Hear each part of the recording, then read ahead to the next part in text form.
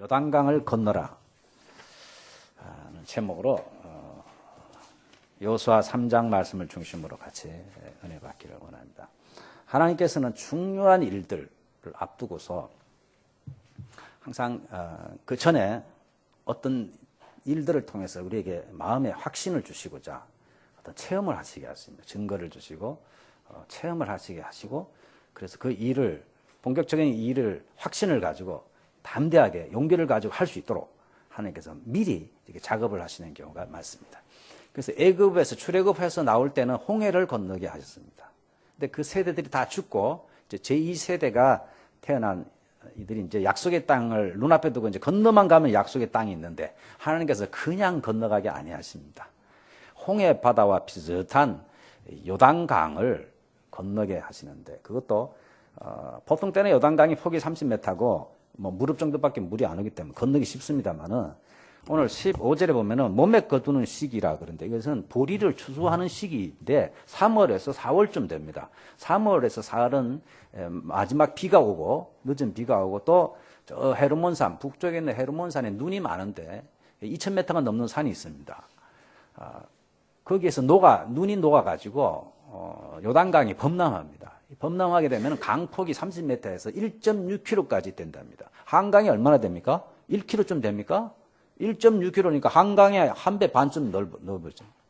깊이가 한 3m, 4m쯤 되니까 도저히 걸어서는 건널 수 없고, 할머니들, 나이 드신 분들, 노약자들, 어린아이들, 또 가축을 데리고 그것을 건넌다는 것은 그건 불가능한 그러한 일입니다. 근데 하나님께서 그것을 건너라는 것입니다. 그다음에 4절에 있는 대로 이 길은 너희가 이전에는 지나보지 못하였던 길이라, 한 번도 안 가본 길이기 때문에 불안한 것입니다.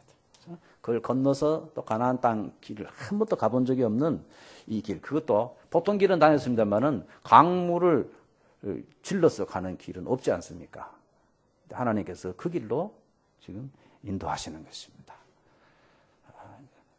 그러니까 어떻게 보면 하나님이 일본말로 이지와로 가지고 우리를 좀 괴롭히는 하나님 같기도 하고, 그런 것이 성경에도 많이 있고 우리 인생에서도 하나님께서 뭘 주시겠다고, 가나안 땅을 주시겠다고 하셨으면 그냥 주시지, 또 마지막까지 이렇게 고생했는데 40년 동안 또 요단강을 건너라. 그러니까 어떤 의미에서 40년보다 더 힘든 거 아닙니까? 지금 물이 그렇게 넘치고, 그것도 8월이나 9월 달쯤에 건너라 그러면은 그냥 건널 수 있는데, 꼭 3월, 4월에 맞춰가지고 하나님이 빗달이 이때쯤 되도록 여기 오게 해가지고 딱 이때쯤 출발 이렇게 말씀하시니까, 참 하나님 머리가 나쁘신 분도 아닌데, 그렇다면은 뭔가 이유가 있는 거죠. 그 이유는 우리들로 하여금 유익하게 하시려는 이유가 있어서 3월, 4월에 가장 강물이 넘치고 도저히 건널 수 없는 시기에 일부러 또 건너게 하시고, 또 그 근처에 가가지고 3일간 수경하라 그럽니다. 사람이 결심하고 바로 하면 할 수 있는데 3일간 이렇게 보면 약해집니다. 또 강물을 계속 보면은 괜찮을까 불안해지면 못 건너게 되는 것입니다. 하나님께서 3일간 이렇게 보게 하시고 3일 동안 절대로 못 건넌다 하는 마음이 들도록, 우리 힘으로는, 상식적으로는 도저히 할 수 없다 하는 생각이 들도록 만드시고 건너게 하시는 것입니다. 여기 하나님께서 인도하시는 참 우리 생각과 다른 그런 하나님의 인도하심이 있습니다. 우리는 이 요단강처럼 새해가 놓여 있습니다. 우리가 요단강이라는 벽들이 여러분들도 다 있습니다. 그거를 믿음으로 건너야 새해에 하나님께서 약속하신 축복들을 우리가 우리 손에 넣을 수가 있을 것입니다.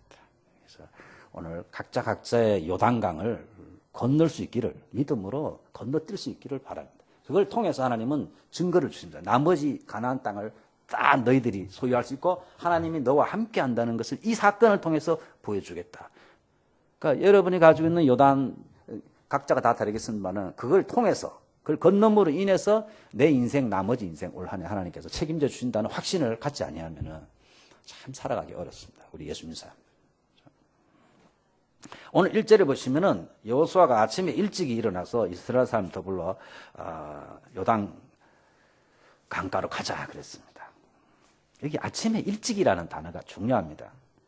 하나님께서 명령하실 때 하나님께서는 항상 바로 순종하기를 원합니다. 근데 저희들은 머뭇거립니다. 왜냐하면 내 생각을 합니다. 괜찮을까? 이대로 하면 괜찮을까? 생각하느라고요. 좀 기다리세요. 기다리세요. 아침에 일찍 일어났다는 말이 아니죠. 하나님의 말씀에 바로 순종하려고 자원해서 기쁨으로 빨리 순종하고자 하는 그런 표현입니다. 어떤 사람은 체질적으로 아침에 일찍 일어나는 사람이 있어요. 2, 3시 되면 깨는 사람이 있어요. 그런 게 아니고 하나님의 말씀 순종하기 위해서 정말 기쁨으로 자기 생각과 다르더라도 순종하려고 하는데 성경의 위인들 보면 대충 이렇습니다. 아브라함도 창세기 22장 3절에 보시면은 아들 100세에 낳은 아들 이삭을 하나님께 바치라 그랬습니다. 모리아 산에 가서. 그것도 3일 걸리는 길입니다. 왜 3일 걸어가라 그러냐면은 3일이 정말 사람을 시험하기 좋은 시간들입니다. 사람을 시험하기 좋은. 3일간 걸어가면서 온갖 생각을 다 하지 않겠습니까? 하나님께서 과연 인격적인 하나님께서 사람을 죽여서 바치라고 이렇게 죽여서 바칠 거라면 뭐 하려고 주셨는가? 온갖 생각이 다 들 거 아니겠습니까? 하나님이 인격적인 하나님이 어떻게 자기 아들을 죽여서 바치라고 할 것인가? 좀처럼 순종하기 어렵습니다. 그런데 뭐가 좋은 일이라고 창세기 22장 3절에 보시면은 이렇게 표현돼서 아브라함이 아침에 일찍 일어나 나귀의 안장을 치우고 이삭을 데리고 가기로 아침에 일찍 나가지고 자기 아들 죽이러 가는데 아침 일찍 일어나서 빨리 가려고. 이 보통 일이 아닙니다, 여러분들. 보통 믿음이 아닙니다. 저 같으면 혹시 하나님이 마음이 좀 바뀌지 않을까 해서 기다리고 그날 가더라도 해질 때쯤 돼서 가든지 뭐 그죠? 내 생각과 다르니까 버텨볼 텐데 아브라함은 아침 일찍 순종해요. 다윗도 그렇습니다, 여러분들. 믿음에서는 다윗도 보면 아침 일찍이가 특징. 사무엘상 17장 20절에 보면 아버지 이새가 블레셋과 전쟁을 하는데 형님들이 셋이나 가 있으니까 너 이 떡을 좀 사가지고 가서 전해주고 지금 어떻게 돌아가는지 보고 오라 했더니 사무엘상 17장 20절에 보시면 다윗이 아침에 일찍 일어나서 양을 지키는 자들에게 자기 양을 맡기고 가는 것입니다. 이 참 기본 자세가 이렇게 되거든요. 아버님이나 하나님의 말씀에는 대꾸 안 하고 멍크 말 안 하고 그냥 빨리 순종하고자 하는 이런 모습들이 아브라함이나 하나님께 쓰임받았던 다윗이나 여호수아나 다 그렇습니다. 여호수아 6장에도 보시면 6장 10절 여리고성을 돌 때도요. 그게 뭐라고 나왔냐면 2번이나 아침에 일찍 일어나서 돌기 잘합니다. 아침 일찍 이 말이 나옵니다.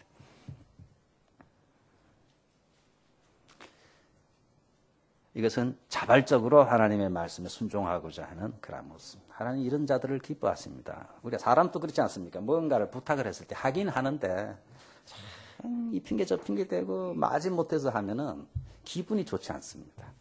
그렇죠? 하긴 하는데도 딱 부탁해 보면 알지 않습니까? 얼굴 표정 보면 알고 하는 거 보면 알지 않습니까? 하나님께서도 인격을 가지고 계시기 때문에 우리가 하나님 말씀에 기쁨으로 순종하려고 이런 모습을 하나님께서 기뻐하시죠. 이왕할 거 하나님을 기쁘시게 해야죠. 하나님 말씀 앞에 우리가 자발적으로 자원해서 순종하는 이러한 모습입니다. 그래서 아침 일찍 일어나서 백성들을 요단 강가에 데리고 갔습니다. 3일 동안 거기서 강물을 보고 있습니다. 그러고서 이제 제사장들이 하나님의 언약궤를 매는 것을 보던 너희는 그것을 따라 그 뒤를 쫓으라. 근데 쫓는데 먼저 할 일이 뭐냐면은 5절에 너희는 스스로 성결케 하라. 하나님께서 내일 너희 가운데 기사를 행하시라. 기사는 놀라운 일, 기적을 베푸실 텐데 그러기 위해서는 너희가 성결케 하라. 지금 전쟁을 하러 가는데 군사적인 준비를 하라 그러지 않고 양식을 준비하라 그러지 않고 이상하게 너희 몸을 깨끗하게 하라 그랬습니다. 너희 몸을 깨끗하게 하라. 왜냐하면 거룩하신 하나님의 이 능력과 기적과 임재를 체험하기 위해서는 우리가 거룩하지 아니하면 하나님께 가까이 갈 수가 없습니다. 하나님의 임재를 체험할 수 없습니다. 내일 하나님께서 놀라운 일을 일으키실 텐데 그러기 위해서는 너희가 그것을 보기 위해서는 너희를 스스로 성결케 해야 된다. 먼저 자신을 깨끗게 하고 자기의 죄를 회개하고 영혼을 깨끗게 한다. 근데 이스라엘은 그걸 이제 외부적인 표시로 옷을 빨고, 그죠? 이 부부 관계를 좀 자제하고 옷을 깨끗이 하고 이렇게 했습니다. 창세기 35장 2절, 3절에 보시면 야곱이 위기에 처했을 때가 있습니다. 그의 아들들이 세겜족들을 속여가지고 할례를 받으라. 그러면 우리 딸을 주겠다. 여동생을 주겠다 해서 거짓말을 시켰습니다. 할례를 다 받았습니다. 그때 아파서 신음하고 있을 때 가가지고 칼로 다 찔러 죽입니다. 몸을 못 움직이니까. 이 소문이 퍼져가지고 세겜족들이 이제 쳐들어오는 것입니다. 야곱 일족을 죽이기 위해서. 야곱은 숫자가 적기 때문에 세겜족을 이겨낼 수가 없습니다. 다 지금 죽임을 당할 수 있는 위기에 때에 야곱이 무엇을 하냐 하면은 우리가 베델로 올라가자. 베델이라고 하는 것은 야곱이 하나님을 처음 뜨겁게 만났던 장소입니다. 그가 형님을 속이고 형님 무서워서 아버지 집을 떠나서 외삼촌 집으로 도망을 갈 때 베델에서 잠을 자다가 그곳에서 하나님을 만납니다.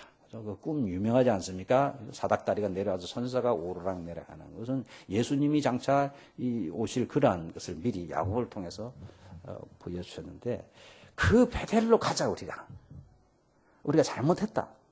그리로 바로 안 갔거든요. 세겜이 살기 좋으니까 그곳에서 주저앉으려고 그랬는데 그곳에서 위기에 처했습니다. 그때 아들들에게 뭐라고 말을 하냐면은 너희 중에 있는 이방 신상들을 다 버리고 자신을 정결케 하고 너희들의 의복을 바꾸어 입으라. 먼저 우상을 버리고 너희 자신의 죄를 다 깨끗이 하고 정결케 하고 그 다음에 의복을 바꾸어 입으라. 의복은 뭐냐면 이 사람들이 와가지고 가나안 쪽들 옷을 막 좋으니까 입었는데 의복은 그 사람의 신분을 상징하기 때문에 너희들 신분은 하나님의 자녀들이기 때문에 백성이기 때문에 의복을 바꿔 입어라. 그리고 베델에 올라가서 하나님께 우리가 예배를 드리자. 그럽니다. 예배를 드리자. 우리가 잘못했다. 하나님께 예배 드리기 위해서는요, 먼저 자신을 정결케 해야 되는 것입니다. 정결케 해야 됩니다. 하나님의 임재를 체험하고 은혜를 체험하기 위해서는 항상 자기 자신을 돌아보고 영혼을 깨끗게 해야 되는 작업이 필요합니다. 그래서 위대한 신앙인들은 다 그 유명한 참회록이 있습니다. 다윗도 시편 51편에 보면 유명한 다윗의 참회록이 있고 어거스틴의 참회록이 유명하지 않습니까? 다 참회록이 있습니다. 신앙이 깊은 사람들은 훌륭한 일을 많이 했다기보다 자기 자신의 그 참 깊은 죄를 깨닫고 하나님께 진심으로 회개합니다. 다른 사람은 죄라고 또 생각지도 않는 것들을 자기는 깊이 가슴 아파하고 죄라고 느낍니다. 그 각 분야의 훌륭한 사람들은요, 남들이 못 보는 것을 보는 사람들입니다, 다. 그렇죠? 그래서 여러분들 일본에도 무슨 이 유명한 장인들 보면 대단하지 않습니까? 야, 저런 것까지 생각하는가 할 정도로, 그죠? 손님 접대하는 것도 그러고, 뭐 음식 만드는 것도 그러고, 보면요, 기가 막힌 사람들이 얼마나 많습니까? 그죠? 기가 막힌 사람. 근데 가장 중요한 것은 자기 자신을 돌아보는 데 있어서 정말 기가 막힌 부분까지 살펴보고, 정말 가슴 아파하고 죄를 청산해야 됩니다. 청산. 하나님의 은혜를 체험하기 위해서, 하나님의 능력을 체험하기 위해서는 먼저 하나님 앞에 자기 자신을 깨끗하게 해야 돼요. 자기 자신을 돌아보고 회개하고 남 볼 거 없습니다. 남 볼 필요 없습니다. 자기 자신을 돌아보고 해결할 거 해결하고 정리할 거 정리하고 죄를 회개하고 영혼을 깨끗게 하는 것이 하나님의 임재와 능력을 체험하는 그러한 길입니다. 그래서 우리가 하나님의 능력을 체험하고 은혜 받기 위해서는요, 거룩한 삶과 거룩한 생각, 거룩한 행동이 너무너무 저에게 필요합니다. 오늘 예배를 드립니다만 예배 드리기에 앞서서 야곱이 그랬던 것처럼 정리할 걸 정리하고 예배 드리러 나와야 돼요. 정리할 거 정리하고 회개할 거 회개하고. 근데 우리는 남들 거는 잘 보는데 자기 거는 못 봐요. 전 목사하면서 하나님께 감사한 건요, 사람들이 이렇구나 하는 것을 많이 볼 수 있다는 게 감사해요. 보면 어떻게 저렇게 말할 수 있을까? 너무나 많아. 그래서 사람들 보면서 저를 깨닫는 거예요. 나도 저러고 살고 있겠구나. 그 사람이 말하는 게 가만 보면요, 다 자기 이야기예요. 근데 자기는 너무 신나서 이야기 비판하는데 보면은 다 그 사람 모습이에요. 대부분 보면은, 대부분이 그래요. 거의 대부분이. 그래서 우리가 하나님 앞에서 말씀 앞에서 자기가 깨어지지 아니하면요, 절대로 겸손해지지 않습니다. 절대로 자기 자신을 모릅니다. 남과 비교할 거 없습니다. 하나님 말씀 앞에서 정말 솔직히 깊이 자기를 봐야 돼요. 그러면은 말을 할 수가 없을 것입니다. 절대로 말을 할 수 없을 것입니다.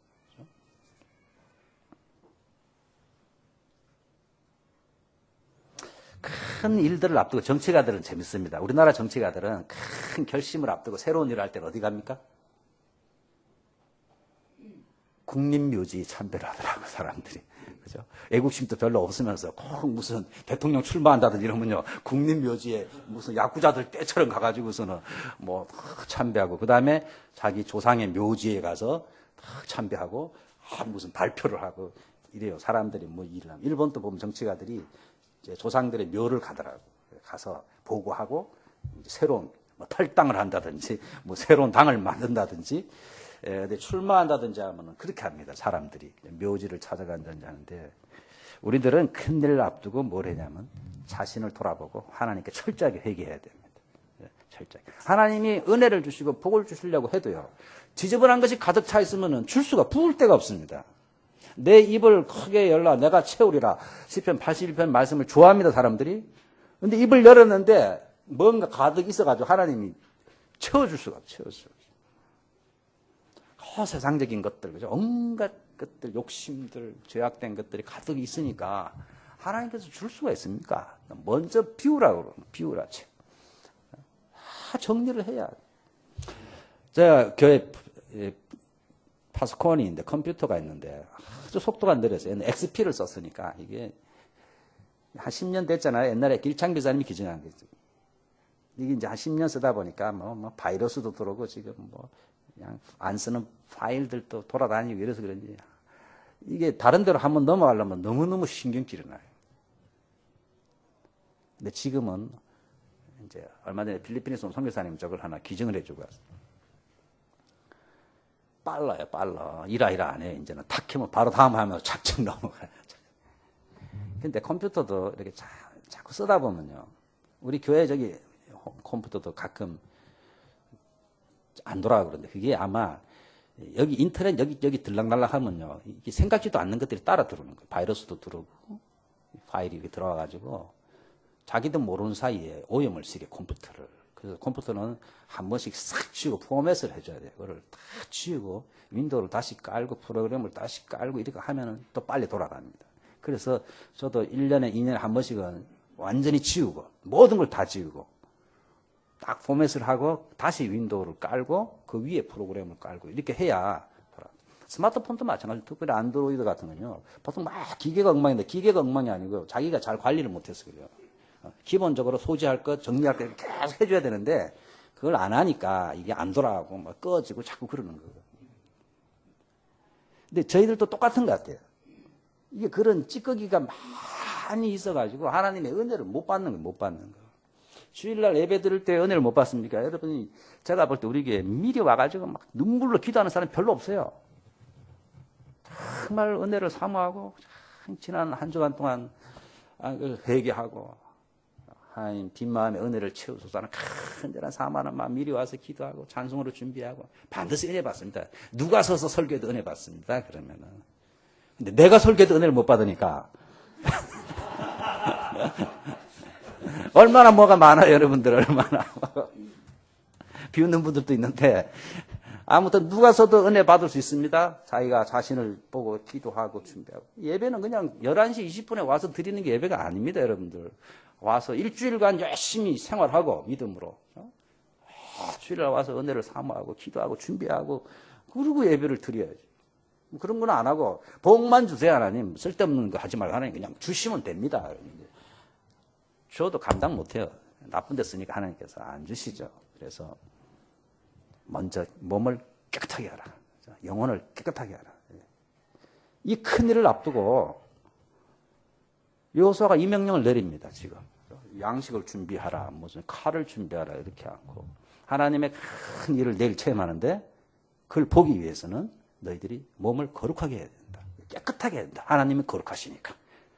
어떤 사람은 아니 뭐 대충 살다가 하나님은 은혜의 하나님, 사랑의 하나님, 주일날 가서 시크 회개하면 또 용서 안 해줍니까? 뭐 그렇게 세상을 복잡하게 어렵게 살게 합니까? 마음껏 살다가 주일날 가서 또 싹 회개하고 그러면 아멘 사람이 우리를 비판할 때 그 말을 많이 해요. 예수 믿는 사람들은 참 편리하다.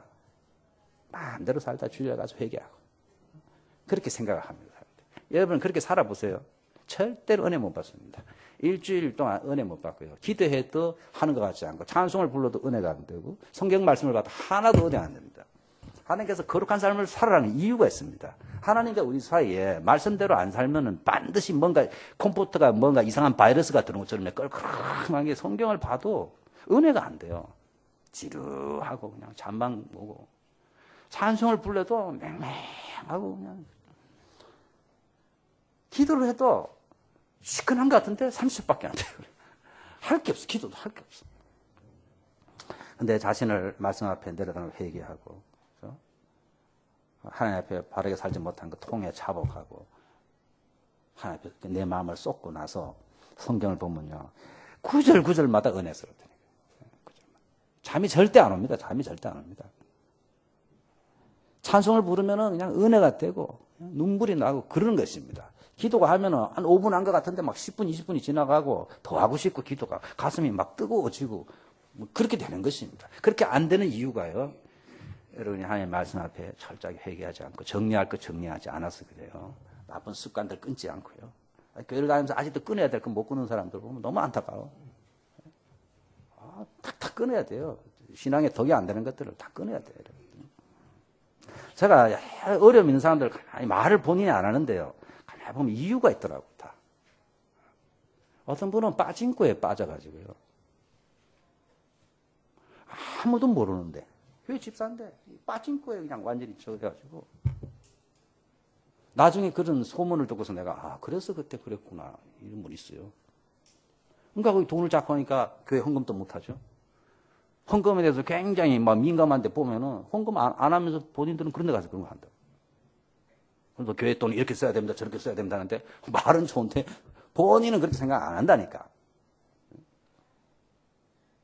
다 그런 이유가 있어요. 이유. 정리를 하셔야 돼요. 은혜 받으려면 여러분들. 정리할 거 정리하고 딱 깨끗하게 딱 정리하고 하나님 앞에 아침 일찍 딱 순종하려고 새해를 맞이하면서 그런 결단이 있어야 됩니다. 여러분들. 안 그러면요. 작년과 똑같이 오늘 여기에 써 있습니다. 아인슈타인도 별로 마음에 안 듭니다만 머리가 좋아서 별로 마음에 안 듭니다만 어제와 똑같은 하루를 살면서 다른 결과를 기대하는 것은 정신병의 초기 정치라 그랬어요. 하나도 노력 안 하고 어제랑 똑같이 하고 오늘 뭐 특별한 일이 일어나기를 새로운 뭔가 일어나 기대하는 건 정신병자래요. 우리 정신병자가 얼마나 많습니까? 작년과 똑같이 살면서 올해는 뭔가 새로운 뭔가를 기대하고 하는 건 정신병자예요. 정리하세요. 우리는 새로운 일이 뭐 열심히 노력하는 게 아니고 하나님 앞에서 정직하게 자신을 인정하고 말씀 앞에서 회개하고 정리할 거 정리하고 바르게 살려고 딱 결심하고 그것이 하나님의 은혜를 준비하는 그러니까 이 요단강을 건너기 전에 이것을 시켰어요. 이 중요한 때에 이것을 시켰다고. 그리고 제사장들이 언약궤를 메고 가면은 너희들은 그 뒤를 따라가라. 앞으로 가도 안 되고 옆으로 가도 안 되고 뒤를 따라가야 돼. 제가 가이드맨 가끔 이야기하잖아요. 일본 가이드맨, 한국 가이드맨, 중국 가이드맨. 일본 가이드는 깃발 들고 가면 사람들이 뒤로 따라가. 이 성경적이라. 중국 가이드맨은 같이 가는데 옆으로 쭉. 한국은 가이드맨이 제일 뒤에 가잖아요. 보이들이 뭐지?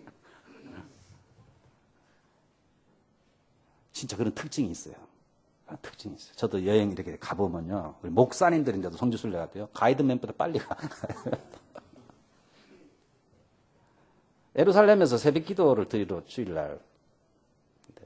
가이드맨이 제일 늦게 와. 목사님들은 잠이 안 오니까 새벽 기도를만 해가지고. 2, 3시 되니까 로비에서 다 기다리고 있어요. 가이드맨이 제일 늦게 와, 제일 늦게. 제사장들이 언약궤를 메면은 너희들은 앞서가면 안 되고 뒤따라가야 된다. 그래서 우리가 그 언약궤는 하나님의 임재를 상징하잖아요. 또 하나님 말씀을 상징하죠. 우리가 말씀보다 앞서가서는 안 되고 하나님보다 앞서가서는 안 되고 성령님보다 앞서가서는 안 돼요. 항상 그 뒤를 따라가야 돼요.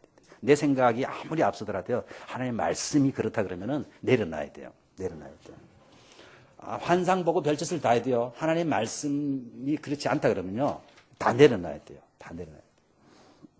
고린도전서 4장 6절에 보시면요. 바울이 형제들아 내가 너희를 위하여 이 일에 나와 아볼로를 들어서 본을 보였노니. 본을 보여줬어요. 어떤 본이냐 하면은 이는 너희로 하여금 기록된 말씀 밖으로 넘어가지 말라 한 것을 우리에게 배워 서로 대적하여 교만한 마음을 가지지 말게 하려니라. 기록된 말씀을 벗어나는 그런 것을 막 주장하지 말라는 거예요. 그 본을 보였는데 왜냐하면 자꾸 교만하니까 사람들이 하나님께 직통계시 받다 그러고 이래야 된다 저래야 된다 그러면 교회가 질서가 다 무너지잖아요. 여러분들 직통계시 받다 그러면 목사 말 안 듣습니다. 하나님이 이렇게 하라 그랬다는데 목사 말 듣습니까? 나는 하나님 말 듣는다는데. 그 사람이 지난번에 말한 미국의 홍해선 전도사라고 12월에 전쟁 터진다 그랬잖아요. 어저께 또 가만히 들어보니까 지금 또 집회를 하는데요. 이 신년에 라스베이거스 가서 전도한대요. 그 지난번에 그 예언한가 잘못했단 말 한마디도 안 하고 자기네들이 열심히 기도했더니 하나님께서 이 전쟁을 좀 유보시켰대요. 자기네들이 기도해서. 근데 그거 하기 전에 그런 말 하지 않을까 그랬더니 그런 일이 없다 그랬거든.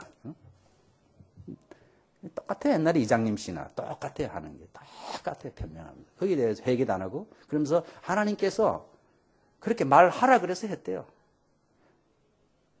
그러면서 하는 말이 내가 하나님의 권위를 어떻게 도전하냐. 하나님이 그렇게 하라 그래서 했는데 하나님이 전쟁을 안 일으키는 걸 내가 어떻게 하냐. 근데 그 말 듣고 지금 미국이나 해외로 피난 간 사람 많거든요. 애들 데리고요. 어느 목사님은 지금 캄보디아에 가 있어요. 그 교회를 못 돌아갈 것 같아. 제가 만약 그러고 돌아오면 박 기자님 맞아 하겠어요 교회? 영원히 나가세요 그러겠지. 지금 그 엄청난 피해를 받는데 거기에 대해서 한마디도 안 하고 하나님께서 자기에게 그런 계시를 줘서 말했고 하나님이 전쟁을 안 일으킨 걸 내가 어쩌란 말이냐 하고 오히려 큰 소리 친다. 그러니까 계시 받는 사람들은 못 말립니다 여러분들. 그래서 못하게 하는 거예요. 그게 맞을 수도 있는데 어떤 때는 너무 이게 변이가 많은 거예요. 안 맞는 게. 그러고는 책임을 하나도 안 져요. 하나님이 말씀하셨는데 하나님이 안 하는 걸 어떡하냐. 그것도 하나님의 뜻이다. 이렇게 말하면서 그 엄청난 사람들이 인생을 망친 사람도 있거든. 지금. 하나도 책임지는 말을 안 해요. 그래서 사도 바울이 2000년 전에도 그런 일이 있어가지고 기록된 말씀을 넘어가지 마라. 항상 여러분들 말씀 예수님을 보고 뒤를 따라가야죠. 말씀 뒤로 따라가야지. 직통계시 받아서 이러쿵저러쿵 하면.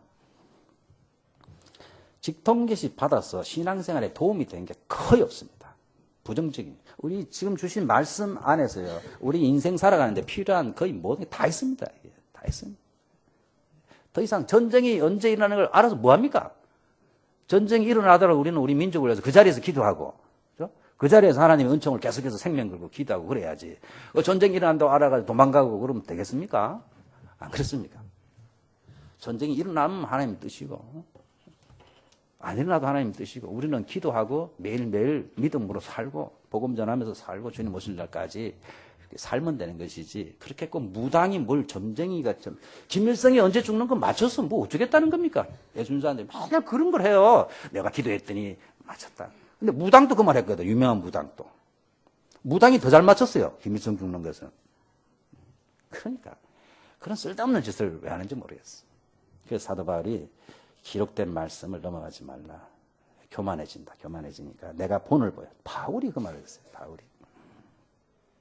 그래서 절대로 언약궤가 가는 곳에 앞서가지 말고 뒤에 따라가는데 2000 규빗의 거리를 두고 따라. 그것도 또 제약을 줬어요. 너무 멀리 떨어져도 안 되고 딱 2000 규빗이라고 했어요. 1 규빗은 사람의 손가락 끝에서 여기까지예요. 이 대충 얼마나 됩니까?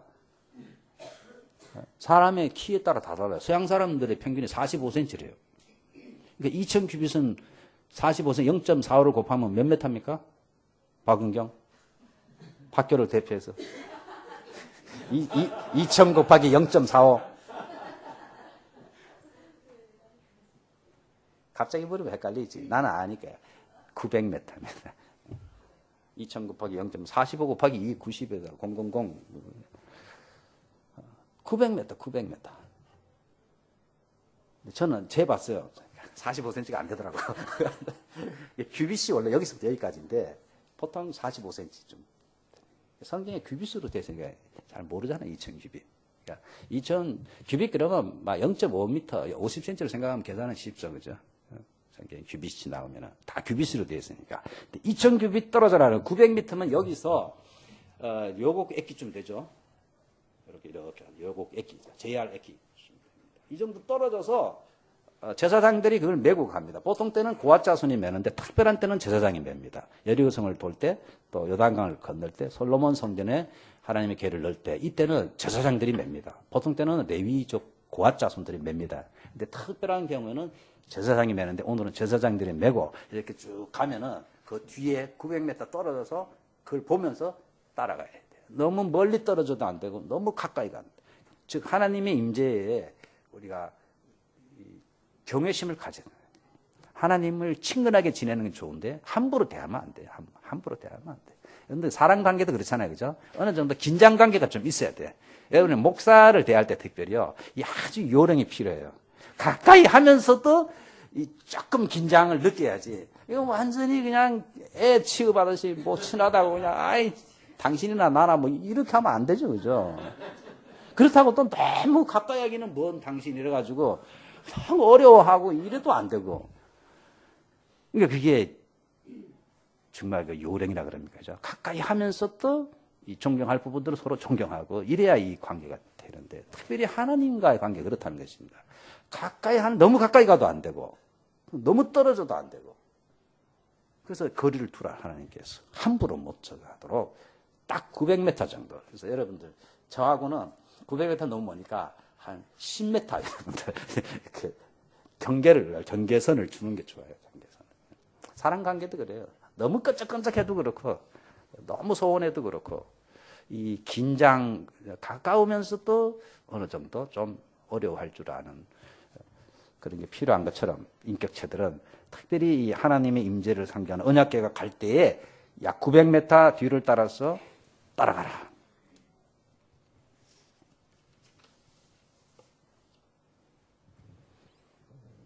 근데 제사장들이 요단 강가에 가면은 궤를 맨 제사장이 발을 딱 잠궈야만 요단강이 갈라질 것이다. 15절에 보면 몸에 거두는 시기니까 물이 막 언덕에 흘러 넘쳤습니다. 무섭죠?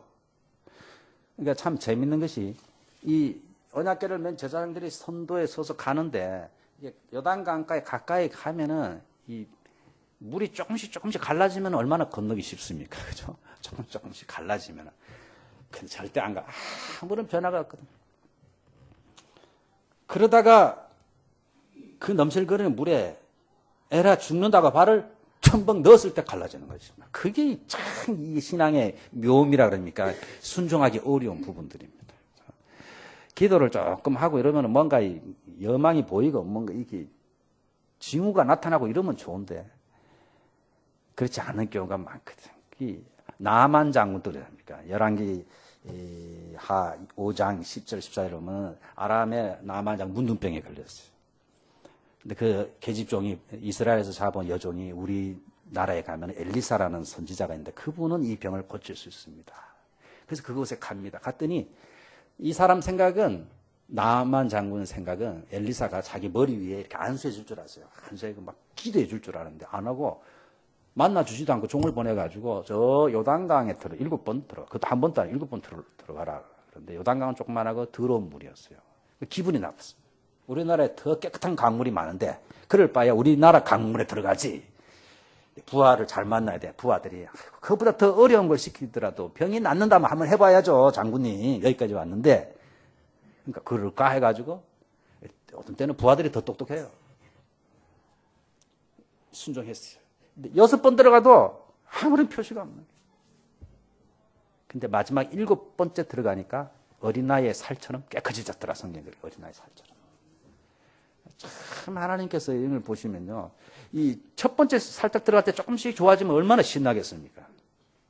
6번까지 아무런 변화가 없으니까 기도해도 재미도 없고 그죠? 그렇잖아요. 그런 경우가 참 많습니다. 여러분들. 그래서 저희가 끝까지 낭망 실망하지 말고 기도해야 돼요. 하나님 때가 있기 때문에 7번까지 반드시 했을 때 깨끗하게 나음을 받았습니다. 제사장들이 발끝만 살짝 대고 있어가지고 안 되는 것이냐. 그냥 들어가야 되는 것입니다. 발을 잠궈야 됩니다. 요단 강물에. 그 출렁이는 강물에 죽으면 죽으리라고 잠궜을 때 갈라져가지고 저 위에 댐처럼 물이 있어. 밑에는 쫙 흘러가 버리고. 진짜 그걸 직접 체험한 사람들은 대단한 장관이었겠죠. 그죠? 장관이. 홍해 갈라지는 것도 대단하지만 그 이상으로 이 흘러가는 물을 위에서는 막고 밑에서는 사이로 흘러가니까 그걸 또 땅을 하나님이 바람 불어서 마르게 하셔가지고 마른 땅을 걷듯이 걸어갔습니다. 그 한가운데 제사장들은 백성들이 다 건너갈 때까지 딱 서 있어야 돼요. 얼마나 무겁습니까? 들고서는 계속 서 있어야 돼요. 그러니까 지도자들은 그런 게 필요해요. 말씀을 들고서 한가운데 서 있어요. 그것이 나중에 이 땅에 오실 예수님을 상징해요. 이것이 예수님이 십자가 위에 홀로 그래서 세상의 모든 죄짐을 다 지고 끝까지 버틴 것처럼 제사장들이 다 안전하게 제일 먼저 가서 마지막 사람이 건너갈 때까지 그 강의 한가운데 버티고 서 있어야 돼요. 이들이 중간에 그냥 포기하면 물이 다시 내려오는 것이죠.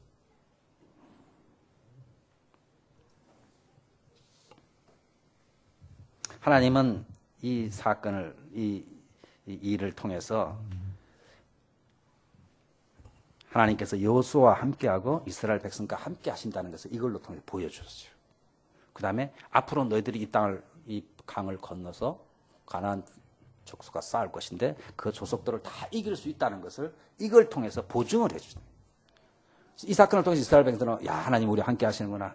이제 전쟁도 다 이길 수 있구나 하는 확신과 담대함과 용기를 가지고 가나안 땅을 밟을 수 있도록 하시기 위해서 하나님께서 이 믿음의 순종을 요구하셨어요. 이걸 통과 못하면은 다음 것도 안 되는 거예요. 이걸 통해서 이스라엘 백성들은 이제 확신을 가지게 돼요. 아, 하나님이 우리와 함께 하시는구나. 우리는 유리한 상황이 되면은 순종합니다. 근데 성경은 거꾸로입니다. 순종하면 유리한 상황이 된다. 우리는 눈치를 막 보고요, 뭐든지 합니다. 눈치를 보고 될 만하면 하고 안 될 만하면 아예 빠지고. 믿음으로 순종하지 않고요. 상황이 좀 이렇게 호전되는 것 같으면 하고.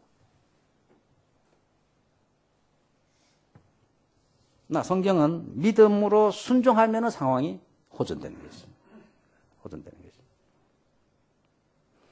도무지 불가능하고 소망이 없어 보이던 이 요단강이 제사장들이 순종할 때 이렇게 갈라지기 시작해요.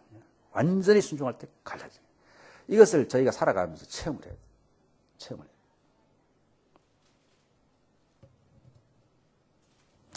이 여호수아와 가장 닮은 신약의 성경이 무슨 책이라고 생각하십니까? 여호수아랑 통하는 성경이 있습니다. 신약에. 마치는 분 제가 특별 식사 대접하겠습니다. 없습니까? 되나 안 되나 말해보세요. 제일 먼저 마시는 분 대접합니다. 저는 한다 그러면. 신약 성경에 가장 닮은 거. 없어요? 사도행전이죠. 사도행전. 사도행전 비슷한 게 뭐냐면요. 정복하잖아요. 건너가서 하나님의 약속의 땅을 정복해 가잖아요. 사도행전이 오순절 성령 임하고 나서 정복해 갑니다. 로마까지 쭉. 거의 비슷하고요. 일어난 사건도 비슷해요. 아간이 여기서 범죄하는 것처럼 그건 아나니와 삽비라가 범죄하고요. 초대교회.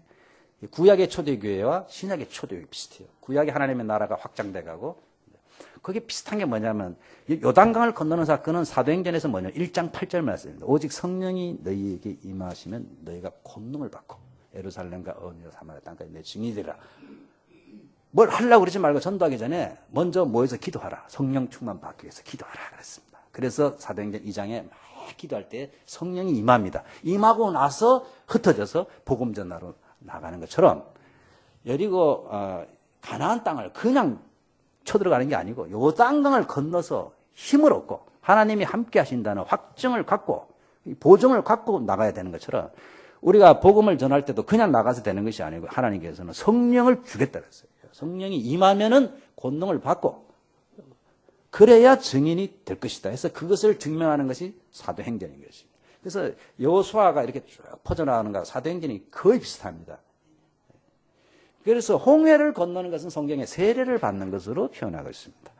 애굽에서 사탄의 종로로 타다가 이제 완전히 그 격리되는 사건이 홍해를 건너 세례 받는 것이죠. 그럼 요단강을 건너는 건 뭐냐면 성령 충만 받는 것으로 그렇게 표현하고 있습니다.